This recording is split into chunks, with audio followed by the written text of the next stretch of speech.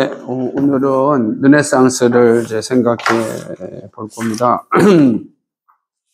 길게는 다 못하겠지만, 그래도 이제 차근차근, 하나씩 좀 살펴보면서, 르네상스가 어떤 것인지 이제 한번 생각해 보고자. 우리가 이제 토마스 아퀴나스가 중세 이후에, 르네상스, 근대를 여는 가장 중요한 역할을 하였다. 이렇게 우리 살펴보았습니다. 사상이 바뀌면, 그 다음에 이제, 생활의 모든 것들이 바뀌게 되는데, 사실은 사상이 바뀌기 전에 이미 예술이나 문학에서 이런 조짐이 보이기도 하는 것이죠. 그래서 우리는, 토마스 아퀴나스가, 이 의지는 타락하였지만 지성은 타락하지 아니하였다라고 하는 이 불완전한 이 타락과 함께 이 세계를 은총과 자연의 세계로 세계를 이렇게 분리해서 보게 하는 그런 문을 열어놨다. 그래서 중세는 대부분 오늘 우리식으로 얘기하면 이모티콘 사회였다면 이콘이라 그래. 이콘의 사회였다고 한다면 중세 말기에 와서 르네상스로 들어들면서 이제는 조금 더 사실적인 그런 모습이 나타나기 시작합니다. 이건 매우 긍정적인 측면이죠. 왜 그러냐면 로마 시대가 보여주었던 그 모습 가운데 하나가 무엇이었냐면 사실적인 그림, 그리스 로마 시대가 우리 그림을 그려도 그림에 나타난 인간 자체가 그냥 우리와 함께 살아가는 사람들의 모습이었다고 한다면 중세를 거치면서 이런 자연적이고 사실적인 것들, 특별히 이런 것들이 이제 상실되기 시작하고 이것이 상실되면서 나타나는 현상 가운데 하나가 뭐냐면 그림이 매우 평면적이 된다는 거지. 여러분 이모티콘이 우리 시대 이모티콘은 좀 다르지만 이게 상징화된 것은 되게 평면적이고 목적 중심의 그림이 될 수밖에 없는데 이거는 이제 사실적인 그림에서 이제 떠나기 시작하는 거죠. 그러다 보니까 그림 자체가 이제 매우 고대 이제 중세 그림을 보면 매우 건조한 그림밖에 없어요. 성화라 그러는 거지. 사실을 떠나서 거룩한 그림을 그려야 되니까 거룩한 그림을 그릴 때 자연을 생각하지 못했죠. 자연을 거룩하다고 생각하지 않았기 때문에 자연에 대한 그 지위를 사실은 이제 제공해 주지 못했던 게 중세였어요. 그런데 이제 이 토마스 아퀴나스로 인한 시점을 떠나서 이제 자연을 어느 정도 인정해주는 그런 이제 분위기가 나타나기 시작하는 거죠. 그래서 오늘 보면 토마스 아퀴나스의 사상이 가져다주는 아주 긍정적인 부분 중 하나가 뭐냐면 예술 분야인데 이제 이 예술 분야에서 나타나는 놀라운 모습 가운데 하나가 뭐냐면 이제 원근법이 이제 나타나기 시작하는 겁니다. 이게 원근법이라는 게 미술에서 너무 중요하잖아요. 그죠? 지금 저게 다 그림, 우리 예지가 그린 그림 자체가 원근법으로 만들어진 건데, 그러니까 이거는 중세에서는 볼 수 없는 그림이고, 이 원근법의 그림은 어디서부터 시작된다? 이제 르네상스로부터 시작되는데, 그 시작전 사람이 지오토라고 하는 사람. 이 지오토라고 하는 사람이 참 중요합니다. 그러니까 이 지오토 이전의 그림과 지오토 이후의 그림이 다르다라고 할 수 있는데 지오토 이전의 그림들, 중세의 그림들 되게 상징적이었다면 이제 지오토 이후의 그림은 이제 원근법이 가미된 그런 그림으로 이제 변화되기 시작하고 좀 더 자연의 어떤 이 권리를 부여해주는 그런 그림이 나타나기 시작합니다. 자연의 권리를 부여해줬다라고 하는 게 무슨 의미인지 나중에 살펴보겠지만, 우리가 그림을 그릴 때, 자, 여기서 이제 만약에 여기 앞에 있는 경연 형제를 그린다 그러면, 경연 형제가 얼굴이 있지만 주변이 풀도 있고 나무도 있고 자연도 다 있잖아요. 그죠? 그런데 그림을 그릴 때는 자연의 이 권위를 부여하지 아니하면 이 자연들은 다 죽이고 남는 것만 사람만 크게 이렇게 남게 되는 상황이 이제 되는 거예요. 그런데 그 사람도 거룩한 사람이어야 되니까 사실적으로 그러지 않고 상징적으로 그게 그 그림 자체가 그랬는데 이제 좀 르네상스로 들어오면서 이 그림에 있어서의 변화가 나타나기 시작하는 거예요. 여러분 단순한 게 아닙니다. 이게 지금 토마스 아퀴나스가 가져다주는 이 사상, 철학과 신학이 변화됐기 때문에 나오는 거예요. 그러니까 긍정적인 측면을 보는 거예요. 부정적인 측면은 아니어 보겠지만 긍정적인 측면에 있어서는 자연으로 그릴 수 있게 된다. 라고 하는 것이 이제 시작되어지는 것입니다. 이 치마부에의 그 제자였던 지오토, 더불어 이제 아주 큰 변화가 일어나는데, 그러니까 치마부에와 지오토가 동시대에 활동을 하였어요. 그런데 이제 치마부에라는 사람의 제자가 지오토라고 하는 사람이면서 되게 이제 중요하죠. 그러니까 이탈리아의 역사에 있어서 가장 중요한 이 사람들이 바로 치마부에 지오토라고 하는 사람입니다. 혹시라도 생각해야 되는데 왜 이렇게 이탈리아 플로렌스가 피렌체잖아요. 피렌체가 이제 이탈리아 북부 쪽에 있는 거잖아요. 근데 왜 그쪽에서 이렇게 이런 문학이나 이런 철학이 많이 발전했냐면 이게 가까운 거예요. 이탈리아가 그 종교개혁이 중세에 특별히 뭐냐면은 그 위가 비잔틴, 그러니까 콘스탄티노플이 바로 있었기 때문에 그 콘스탄티노플이 또 이게 멸망하면서 콘스탄티노플에 있는 모든 그 고대 자산들, 문학이나 철학이나 자산들이 가장 가까운 이탈리아 북부로 이렇게 왔기 때문에 이탈리아가 르네상 북부가 피렌체가 이탈리아의 아주 가장 그 르네상스의 가장 중요한 시대입니다. 그래서 피렌체를 가면 화려한 것들만 보는 게 아니라 피렌체는 그러니까 중세와 그리고 르네상스와 오늘의 모든 것들을 건축을 통해서 미술을 통해서 다 볼 수가 있는. 그러니까 뭐 화려하다 멋있다 이렇게 끝나면은 뭐 그냥 감동이지만 그 안에 숨겨져 있는 세계관을 보게 되면 피렌체가 얼마나 대단한 도시였는가를 알 수가 있는. 혹시 나중에 여러분이 피렌체를 방문할 경우가 있을 때 이 사실 한번 다 유념해서 본다면 그 변화의 모습인지 볼 수가 있는 겁니다. 이 지오토는 자연에 좀 더 적당한 위치를 부여했다. 제가 말씀드렸듯이 이 인물이 이전에는 100이었다면 이제 자연이 한 20 정도로 들어온 거야. 20, 30으로. 그렇지? 이전에는 사람이 100이었어. 근데 거기에 20 정도, 30 이제 자연이 이제 자리를 가져가게 된 겁니다. 지오토라는 사람이 중요한 게 이제 르네상스를 연 중요한 인물이기 때문에 그래요. 지오토가 그린 그림이 1304년, 14세기죠. 14세기니까, 이제 거의 중세 말기가 전에 이제 그림을 그리기 시작해죠. 우리가 이제 르네상스가 곧 이제 열어지게 되니까 이때에 최후의 심판을 그렸는데요. 재밌는 건 보면은 이 그림 속에 그림을 부탁한 엘리코 스코로 베그니의 모습이 그 밑에 있는 거죠.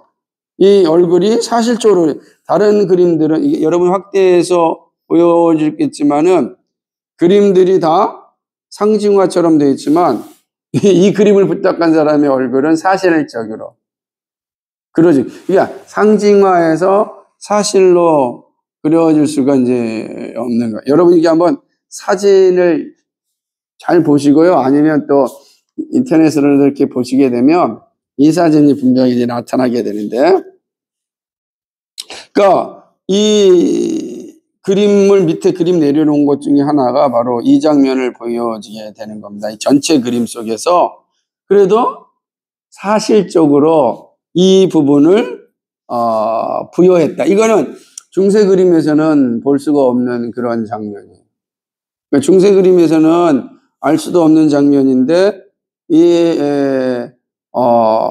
드디어 이제 르네상스가 들어오면서 이런 그림의 변화가 이제 나타나게 된다라고 하는 것이죠.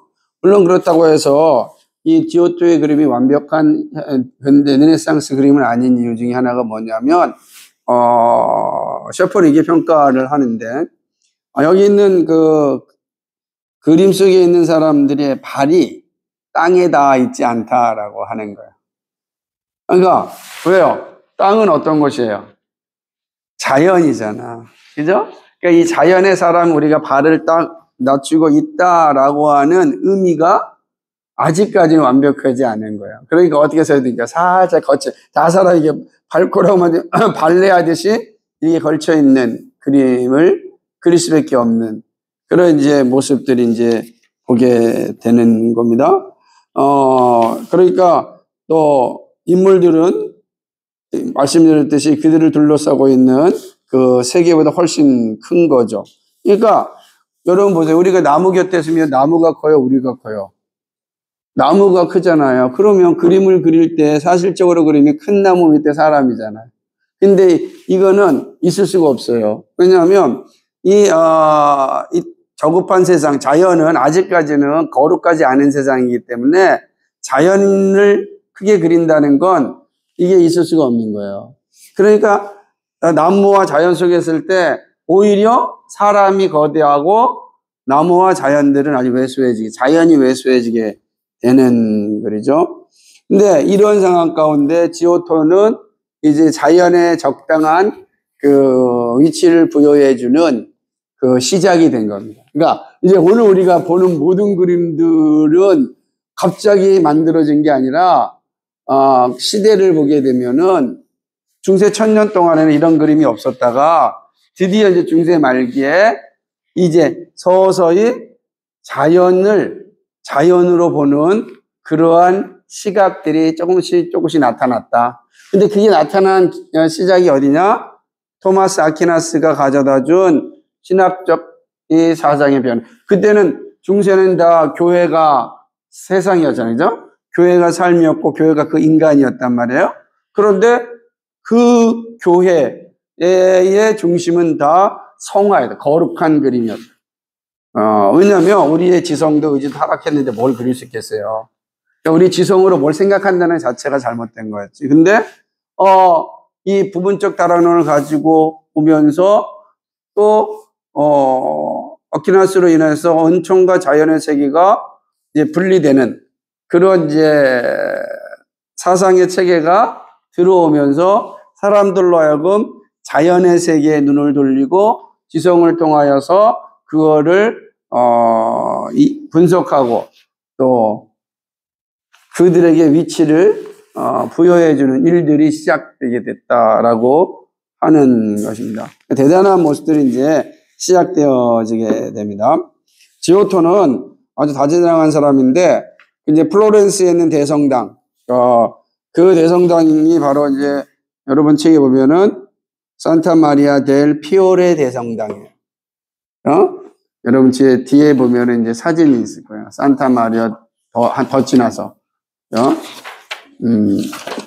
예, 그렇죠. 보이죠? 네, 여러분 사진 정말 좋습니다. 산타 마리아 델 피오레 대성당을 보게 되면은 이 엄청나죠. 여기에 이 종탑, 종탑을 누가 설계했냐? 지오토가 이제 설계했다라고 하는 것입니다. 이 되게 중요한 그 의미를 가지고 있는 그 성당이죠. 이제 보게 되는 겁니다. 자, 이러한 이 예술에서의 이 모습은 그림뿐만 아니라 이제 저술에서도 나타나는 거예요. 그러니까 드디어 이제 중세에서 썼던 뭡니까? 이 글들이 다 상징하고 거룩하고 성화된 글이죠. 그런 글들이 이제 르네상스화 되는 거예요. 그러니까 이제 은총의 세계로 해서 자연의 세계에 글을 그리는 모습이 나타나는 겁니다. 아까 지오토가 그림 그릴 때 적당하게 자연을 부여했다 그랬잖아. 그죠? 그림에 이 세상을 딱 그렸을 때 이렇게 보는 거예요. 아까도 보시면 최후의 만찬, 최후의 심판 또는 그림을 그릴 때 그 그림의 모든 건 다 사람이고 사람은 다 상징화되어 있어요. 거기에 자연이란 존재, 최후의 심판인데 여기 자연이 별로 없잖아. 그죠? 그럼 뭐 사람만 심판을 받는 건가요? 그죠? 근데 이런 내용들 자체가 이제 보이지 않는 거야. 그런데 지오토가 거기에 한 사람을 상징적인 것이 아니라 사실적으로 그린 거예요. 우리가 볼 때는 이거 뭐야? 그런데 이 시기를 생각하면 엄청난 게 그림 안에 의도적으로 사람을 실질적으로 사람을 하나 그려놓았다고요. 이거 아무것도 아닌 것 같죠? 이거 엄청난 변화가 온 거지. 이런 그림들이 이제 나타나기 시작합니다. 그러니까 이게 이제 1300년도니까 이제 변화가 이제 주어지게 되면서 우리가 이제 나중에 미켈란젤로라든지 이런 그림들 자체는 다 이 사람들의 영향을 받아서 시스테네 대성당의 우리가 이런 그림들이 다 사실적으로 그린 건 이게 고대 그림으로는 불가능하단 말이에요. 이게 다 르네상스의 그림이기 때문에 가능한 거예요. 르네상스가 되니까. 그러니까 이전에는 그런 그림이 없었는데 사람들이 이제 실질적으로 그려지게 되고 하늘도 다 보이잖아요. 이게 다 보이고 그러니까 이런 그림들이 이제 나타나기 시작하는 건 지오토로부터 시작됐다라고 하는 건 설명을 줍니다. 그리고 이제 저술가가 나타난 대표적인 사람이 누구냐면 단테입니다. 여러분 다 알죠, 단테. 단테도 피렌체의 출신이에요. 그러니까 지오토, 단테가 다 피렌체 사람. 그러니까 피렌체가 엄청난 거죠. 근대를 열어가는데. 지오토랑은 또 이게 아는 사이였단 말이에요. 그러니까 미술가와 건축가 그리고 이 문학가가 생각을 공유합니다. 공유하면서 거기에 이제 조금씩 자연 세계의 모습들을 드러내기 시작을 하는 것이죠. 그러니까 지오토가 그림을 그리는 방식대로 글을 쓰게 되는데 되게 중요한 건 1차적으로 이겁니다. 자국어로 중요한 작품을 저술한 초기 사람이에요. 자국어. 재밌는 다큐멘터리가 하나 있는데 한 사람은 네덜란드 사람이고 한 사람은 영국 사람인가? 이게 하여튼 이게 두 분의 이제 성자가 만나서 얘기를 하는데 한 사람은 영어를만 할 수 있고 네덜란드를 모르고 한 사람은 네덜란드를 알지만 영어를 몰라요. 근데 이 두 사람이 아주 길을 거닐면서 정말로 좋은 이야기도 나누고 삶의 이야기를 나눠요. 어떻게 나눴을까? 영어를 모르는 사람, 네덜란드를 모르는 사람이 만나서 서로 교제하고 이야기를 합니다. 이게 우리가 생각할 때는 어떻게 무슨 텔레파시도 아니고 구글 번역기를 보고 얘기한 것도 아닌데 어떻게 했을까? 그건 뭐냐면 두 사람이 공통적으로 알고 있는 언어가 뭐냐면 라틴어였다는 거죠. 이게 라틴어로 그 당시에 이제 교육을 보여주는 거죠. 라틴어. 그러니까 라틴어가 일종의 이제 중요한 문학적 작업이었고 중세도 마찬가지였다. 그런데 단테가 자국어로 문학을 쓰기 시작한 거죠. 이거 엄청난 변화. 그러니까 시대가 바뀌고 있다라는 거를 하나씩 보여주고 있는 겁니다. 우리가 볼 때, 여러분, 저희 시대가 삐삐 시대였었는데, 갑자기 어느 날, 핸드폰 시대가 온 거예요. 시대가 확 바뀌고, 그거 바뀌면서 시대가 바뀌었어요. 사람도 바뀌고, 생각도 바뀌고, 그리고 이제 완전히 핸드폰이 아니라 이제는 뭐죠? 지금처럼 컴퓨터화가 되면서 또 한 번 바뀌는 거예요. 이 사람들의 사고의 수준들이 이제 막 바뀌게 되죠. 왜냐하면 삐삐 시대는 다 공부해야 돼요. 이게 이제 삐삐 시대의 산물이에요. 그러니까 일일이 공부하려고 다 찾아가지고 쓰고 복사해서 가져와서 봤어요. 비로소 그나마 이때도 인터넷이 있으니까 조사까지 할 수 있었단 말이에요. 근데 자료가 별로 없어가지고 뭐 네이버 이런 거 없었으니까 인터넷 그냥 찾아보고 올려온 거 뽑고 그랬어요.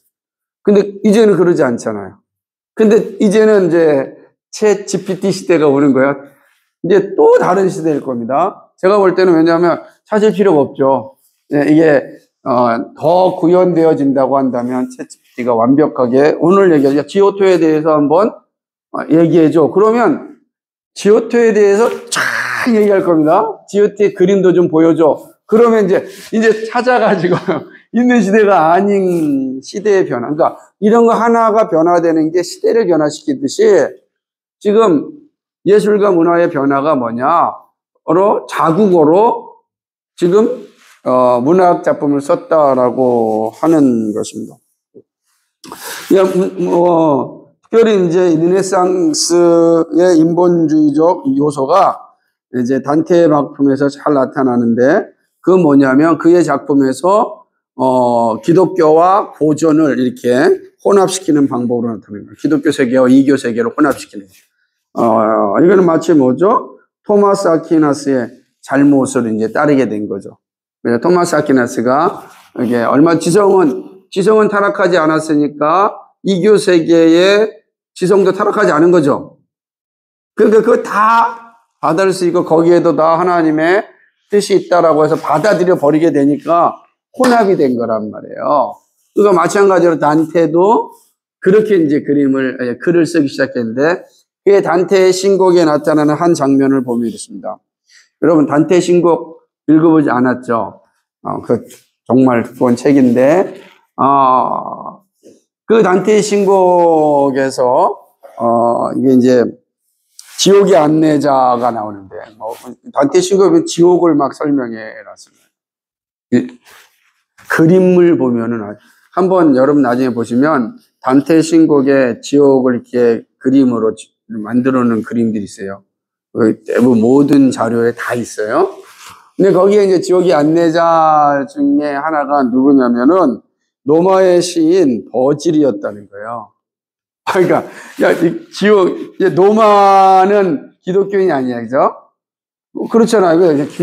재밌는 건 지옥의 안내자가 로마의 시인 버질이었어요. 버질은 누구냐면 비극 시인이에요. 아주 유명한 비극 시인, 유명하죠, 버질이라고. 그러니까 로마 시대에 아주 유명한 그 비극 시인 가운데 하나가 버질이. 버질을 지옥의 안내자로 삼았다. 얼마나 재밌어요. 이게 이제 이 세계가 혼합되어져 있는 걸 보여주는 거죠. 그죠? 그 모습을 보는 겁니다. 또 뭐냐면 지옥에서 가장 악독한 죄인들은 예수를 배반한 유다와, 그죠? 가룟 유다가 그렇겠죠. 근데 재밌는 건 뭐냐면 케사르를 배반한 브루투스와 카시오스였다는 거예요. 그러니까 지옥에서 가장 악랄한 사람이 하나는 예수님을 배반한 가룟 유다고 하나는 케사르를 배반한 사람이었다라고 하는 거죠. 시저를 배반한 브루투스와. 그러니까 이 카시오스라고 하는 이름을 누는 것 자체가 이게 완전히 한 문학 작품 안에서 뭐가 된 거예요? 혼합이 일어나는. 되게 재밌잖아요. 그러니까 이게 매우 글을 쓰는 거 의도적이잖아요. 그죠? 글은 그냥 아무 생각 없이 쓰지 않아요? 그러니까 단테가 매우 의도적으로 지옥을 표현할 때에 기독교 세계와 이교적 세계를 혼합시키는 겁니다.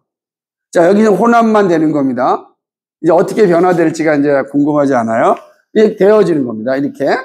그러니까 이 초기 작품에서 이제 이교 세계와 그 다음에 기독교 세계의 혼합이 단테로부터 일어나게 됩니다. 그리고 미술에서는 드디어 이제 자연이 드디어 중심으로, 그러니까 자기의 위치를 찾아오는 것을 보게 되는 거죠. 이렇게 자연대 은총의 문제가 단테의 저술 속에 이제 등장하게 됩니다. 특별히 이제 베아트리체 알죠? 베아트리체는 뭐 우리가 많이 들어봤잖아요, 그죠? 사랑하는 여인 베아트리체 얘기. 근데 베아트리체 이야기는 참 슬프고 비참한 얘기입니다. 베아트리체 이야기는 뭐냐면 단테는 정말 한 번도 한두 번 보았을까? 잘 보지도 않은 이 베아트리체를 일평생 사랑했어요. 일평생 사랑했습니다. 그러니까 우리는 그 사랑 이야기 할 때 베아트리체 얘기를 많이 하잖아요. 그죠? 아, 일평생 사랑하는. 근데 이 사랑은 어떤 사랑이냐면 이 플라토닉 사랑, 우리가 얘기한 듯이 뭐 이런 사랑이에요. 문제는 뭐냐면 베아트리체는 아내가 아니에요. 베아트리체는 아내가 아니고 아내를 단테가 또 결혼을 해요. 그런데 아내를 사랑하지 않고 일평생 베아트리체를 사랑해요. 아내랑 살면서 사랑은 베아트리체랑 하는 겁니다. 어떻게 설명하겠습니까? 이게 되게 재밌는 구조인데, 이 본 책을 보게 되면 신생이라고 하는 책에서 라비타 노나라고 하는 책인데요. 여기 베아트리체를 향한 자신의 사랑을 이렇게 표현했어요. 한번. 그녀의 얼굴을 보는 것이 얼마나 좋은지, 사랑이 그토록 완전한 달콤함을 나에게 쏟아주도다 라고 하는 거예요. 1293년경에 연도가 중요해요. 1293년. 그런데 1285년에 결혼해요. 그러니까 1285년에 결혼한 이 단테가 사랑의 고백은 베아트리체한테 한다고요. 얼마나 재밌습니까? 이 아내는 단테를 위해서 맑은 음식을 만들고 아이들을 키웠지 않았습니까? 그러니까 그것만 필요한 거예요. 그러니까 이 셰퍼는 이를 볼 때에 아내는 가정부였을 뿐이다. 사랑의 대상이야. 그러니까 가정부가 필요하고 내 아이를 낳아서 키워줄 사람이 필요한 거지 사랑의 대상이 필요한 게 아니에요. 이게 이제 그 시대의 모습이다라고 하는 거죠. 그러니까 결국은 사랑의 어떤 사랑, 하나는 감각적인 사랑, 그죠? 그리고 정신적인 사랑. 이 두 가지가 분리되는 거예요. 아내와는 감각적인 사랑을 하지만 베아트리체는 정신적인 사랑을 한다. 그래서 이게 인간이, 그죠? 이런 것 자체. 그럼 뭐냐면 이 감각적인 사랑과 정신적인 사랑이 이제 고귀함과 저급함으로 이렇게 분리되는 일들을 하게 되는 거죠. 그래서 상층부와 하층부를 이렇게 나누게 되는 거예요. 그래서 소설가들, 그죠? 소설가들은 이 감각적인 사랑을 씁니다. 하층부의 이야기를. 그리고 서정시인들은 아주 정신적인 사랑, 상층부를 이제 속하는 거예요. 그러니까 얘기를 해도 서정적인 사람들은 뭐예요? 아주 이 감각적인 사랑을 하는 사람은 이제 하층부에 속하고, 그리고 이 정신적인 사랑을 하는 사람은 상층부에 속하는. 그러니까 이게 이제 근대로 오면서 이 두 분야가 완전히 분리되기 시작을 하는 겁니다, 완전히. 이게 이제 이 분열된 모습을 보여주게 되는 것입니다. 근데 이제 이러한 단테가 문을 열자 그 다음에 사람들도 그 길을 따라가게 되는데 대표적인 사람이 페트라카 같은 사람입니다. 새로운 인본주의 아버지라고 불리는 사람이 바로 페트리카인 것입니다. 이 페트리카는 아주 이제 뭐라 그럴까요? 그러니까 고대의 로마 시대의 문학에 깊이 빠져서 매우 인간적인 그림들을 그리기 시작을 하는 겁니다. 제가 한번, 여기, 그림을 한번 보여주면 있는지 모르겠네요. 그러니까, 일단, 페트리카 같은 사람들을 보게 되면, 이 모습들이 다 있어요. 이 사람 되게 이제 재밌는 구조를 가지고 있는 사람이었는데, 되게 유명한 책 하나가 뭐냐, 나의 비밀이라고 하는 그런 작품인 것입니다. 근데 이 사람은 누구보다도 이제 고대 문학에 아주 집중하였던 사람인 것이죠. 엄청난 이 로마의 작품들을 이 수도원으로서부터 다 이게 읽게 됩니다. 그러니까 로마의 작품들을 충분히 읽으면서 이제는 중세에 대한 글이 아니라 넘어서 고대 로마에 대한 글을 쓰기 시작하는. 우리가 알다시피 고대 로마는 어떻다 그랬습니까? 인간적이라 그랬잖아요. 그죠? 고대 로마는 인간적인 거예요. 근데 고대 로마는 신이 있지만 인간은 나은 신에 대한 이야기고, 우리가 지금 그리스 로마 신화에 보게 되면은 이 신들의 사랑 이야기가 엄청나지 않습니까? 그런 것들을 이제, 이야기하는 그런 모습을 보게 되는 거죠. 그러니까 이 사람은 현실 사회에 대한 이제 많은 혐오를 가지고 있었기 때문에 고대 사회에 대해서 이제 집중하게 되는 것을 페트리카가 하는 거야. 근데 이렇게 이제 집중적으로 현실에 대한 글들을 쓰기 시작하였던 이 페트리카, 인본주의의 진정한 아버지라라고 하는 나의 비밀이라고 하는 책을 써서 그렇습니다.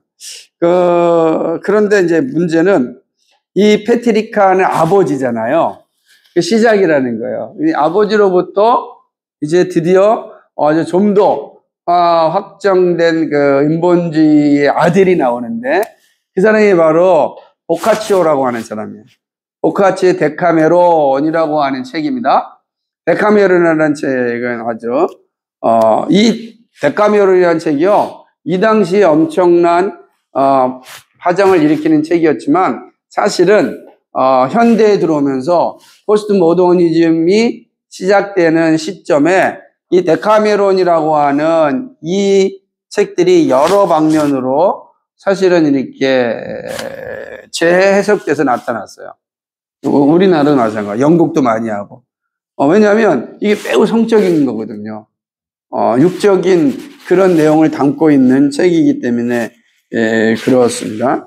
그러니까 드디어 이제 이 데카메론이 이제 나타나게 되면서 보카치오를 말미암아 이제 시대의 변화가 점점점 다가오게 되는 겁니다. 나중에 이제 이 보카치오의 책을 여러분 한번 보시면 알겠지만, 이런 어떤 구조들이 점점 중세의 그 거룩함이라고 하는 상징이 점점 이제 줄어들고, 이제 지성이 이제 타락하지 않았으니까 얼마든지 이교세의 문화를 받아들이고, 그리고 그 영향들이 그림에서, 그다음에 문학에서도 나타나기 시작했다라고 하는 것이죠.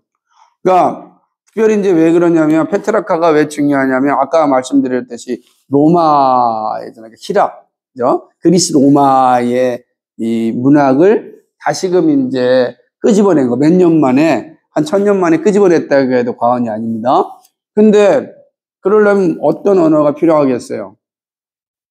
그리스어, 헬라어가, 고대 헬라어가 필요하겠죠. 그래야 그 책을 읽지 않겠습니까? 여러분, 헬라어가 이제 공부를 해야 된다고요. 이게 아무것도 아닌 것 같지만 엄청난 또 변혁을 일으키죠. 왜냐하면 중세의 중심 언어는 뭐라 그랬습니까? 라틴어라 그랬잖아요. 성경은 뭐로 써져있어요? 헬라 히브리어로 써있잖아요. 근데 중세의 성경이 헬라 히브리어로 보지 않고 제롬 번역인 불가타역이 뭐냐면은, 그게 바로 이제 라틴어로 이제 번역된 성경이란 말이에요. 라틴어 성경. 그러니까 이 라틴어 성경 가지고서 번역된 성경을 다 보고 있었단 말이에요. 그러지 않습니까? 그러니까 이런 성경이 있을 때에 드디어 사람들이 이제 각성이 되어지고, 이 페트리카 같은 사람이 자기가 사는 현실 중세에 대해서 환멸을 느끼면서 고대로 이제 여행을 떠난단 말이에요. 마침 또 아까 말씀드린 콘스탄티노플 이 동로마가 이제 무너지면서 있었던 수없이 많은 이 작품들이 다 이탈리아로 오게 되고, 그러면서 이제 그거를 공부할 수 있는 기회가 생겼는데, 이게 헬라어란 말이에요. 그리스 히라보로 돼 있단 말이에요. 그러니까 이제 그 언어를 배우기 시작하는 거죠. 되게 중요한 겁니다. 700년간 무시되었던 히람 문학 살아면서 이제 뭐가 되는가? 헬라어를 이제 배우게 되는 거죠. 그러니까 페트리카로부터 시작해서 이제 서서히 인본주의자들이 나타나기 시작하는가. 등장하는 거죠. 이제 뭐 여기서 인문주의와 인본주의는 분리되지만 나중에 살펴보겠지만 어쨌든 간에 이 당시는 인문주의자들이 이제 나타나기 시작을 하는 것입니다. 그래서 문필가들은 뭐죠? 라틴어를 번역하고 연설문을 작성하고 이렇게 되는 거죠. 대표적인 사람이 뭐냐? 재밌어요. 우리 잘 모르지만 그러나 이름 들어보면 여기 보면은 플로렌스 장관이었던 살루타티 또는 브루니 이런 일반적인 사람들이에요. 이런 사람들이 이제 그 고대 특별히 히람 문화에 대해서 존경하게 되는 거죠. 그러니까 기독교 교회가 있었지만 많은 르네상스 인본주의자들의 마음에 품고 있었던 것은 인간의 자율성이란 말이에요. 왜냐하면 중세에는 인간의 자율성이 없었잖아. 다 교회의 권위 안에 있었단 말이에요. 그러니까 인간이 내가 자유롭게 좀 그림 그리고 싶고 자유롭게 글을 쓰고 싶고 자유롭게 생각하고 싶었는데 못했어요.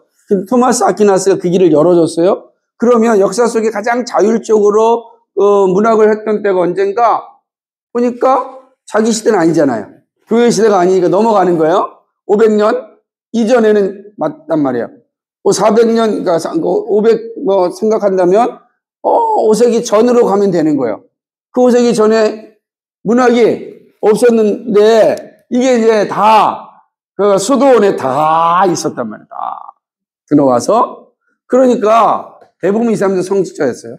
다 수도원에서 얼마든지 공부할 수 있는 상황이 된 거고 그러다 보니까 이제는 가장 자율적이었던 그 시대의 문학을 받아들이고 자신들도 자율적인 존재가 되고 싶었던 것입니다.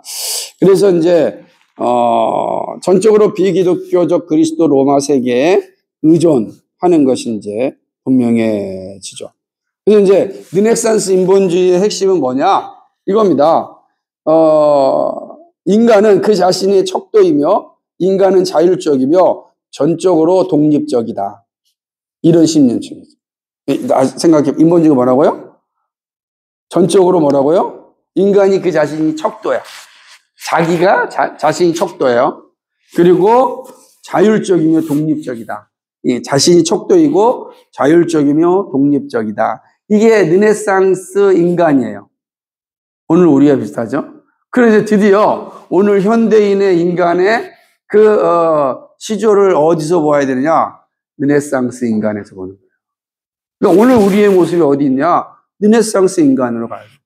르네상스 인간들은 도대체 어떤 생각을 가지고 있었기에 오늘 우리의 선조가 됐을까? 그래서 이제는 우리를 이야기할 때 르네상스 계몽주의를 이제 이야기하는 거예요. 르네상스 계몽주의를 우리 현대인의 선조라 보게 되는 겁니다. 그건 이제 앞으로 가면 갈수록 알게 되겠지만 이런 모습이 있게 되는 거죠. 아까 제가 말씀드렸지만 히락과 로마 고전을 향한 열정이 두 가지 사건 때문인데 1439년 플로렌스에서 열린 교회 공회가 동방 정교와의 관계를 논의하면서 히랍 학자와 접촉할 수 있는 길을 열어놓았다라는 사실. 드디어 두 번째가 뭐죠? 1453년 콘스탄티노플 몰락으로 히랍 학자들이 도망치면서 사본들을 가지고 플로렌스의 다른 북부 이탈리아 도시로 나왔다라는 거죠. 가지고 나온 거다. 그러니까 왜냐하면 이미 콘스탄티노플에는 이런 어마어마한 자산들이 있었으니까 이게 수도원에는 다 있었단 말이죠. 지난번에 얘기했듯이 umberto 에코의 장미의 이름이라고 하는 게 도서관에서 일어난 그런 어떤 살인 사건을 모티브로 해서 만들어진 그 재밌는 드라마인데 그 내용들을 이제 생각한다면 이전까지는 히랍 철학, 그리스 로마 철학을 접할 기회가 없었는데 드디어 이제, 왜냐하면 동로마와 서로마가 완전히 분리되어 있었으니까 동로마와 서로마가 교제하지 않았어요. 서로마는 철저하게 교회 중심으로 갔었고, 동로마는 좀 더 그러니까 명상 중심의, 그러니까 뭐라 그랬죠? 좀 자기 중심의 어떤 신앙을 강조하는 그런 모습이 많았습니다. 그러니까 이런 상황 가운데 이 두 가지 이 공예를 통해서 히랍 철학자를 만날 수 있는 기회를 제공했다는. 또 하나는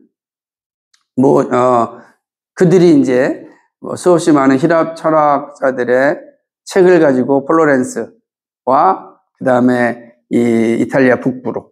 그래서 르네상스는 피렌체 이탈리아 북부로부터 시작을 해서 전 세계로 흩어지는 거예요. 전 유럽으로. 그러니까 우리가 왜 그러냐를 이제 이렇게 그런 상황이 되는 거고, 그 시작이 토마스 아퀴나스에게 있었다라고 하는 겁니다. 그래서 이제 사람들은 이런 측면에 볼 때 르네상스를 재탄생이라고 부르는 거예요. 이전에 중세를 암흑시대다 이렇게 부르는 거였죠. 그러나 그렇게 그린 거죠. 자율적인 인간이란 개념을 생각한다면 이 자율적이지 못한 르네상스는 분명히 중세는 문제가 있는 건 아니겠습니까? 그런 모습을 이제 보여주고 있었다라고 하는 것입니다. 예, 오늘은 이제 여기까지 하면서 혹시 질문을 좀 받고, 그 다음 내용들도 있으니까, 1차적으로 한 다음에 그 다음에 보겠습니다. 이렇게만 하든지, 혹시라도 질문